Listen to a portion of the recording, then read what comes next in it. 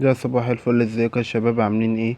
يا رب تكونوا بخير. هنتكلم على موتوسيكل نازل بقاله كذا سنة واليومين دول انتشر، اللي هو ار كي ام 250. بينزل موتور 250 سي سي، بينزل باتنين حدافة اساسية اللي هي دورة التشغيل اللي عليها البستم، وبينزل بحدافة تانية بتاعة الاهتزازات بتاعة السرعات العالية، وبينزل مزود بمارش ومانيفيلا، ونوع التبريد بتاعه بيكون زيت، وبتكون السربنتينة بتاعته كبيرة وشكلها حلو أكنها رادياتير مية. بينزل 5 غيار، الأول تحت والباقي فوق، وفي حتة من الجنب عاملة شبه ال TNT 250. هي مبتكونش لازقة في الساشيه، بس بتديله شكل. والساشيه بينزل كامل مدعم، نزل بكساحة شكلها حلو وكبيرة، بس دي لو على المطبات ما بتكونش أحسن حاجة لأن بتكون واطية على الأرض.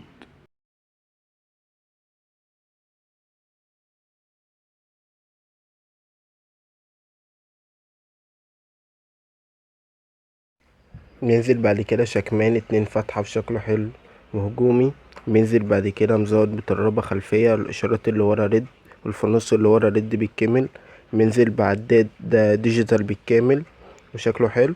بينزل بمرايات شبهات ال VLX.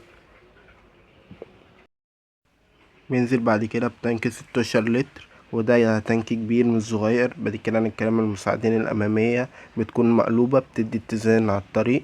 بعد كده هنتكلم على الفانوس الأمامي، بينزل ب LED، بينزل بإشارات بردك LED شكلها حلو، بتكون لازقة في الفبر بتاع التانك.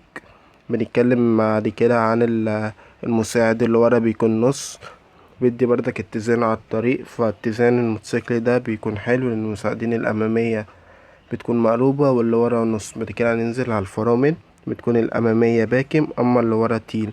وزي ما موضح لحضراتكم هنشوف تسارع الموتوسيكل وهو ماشي على الطريق.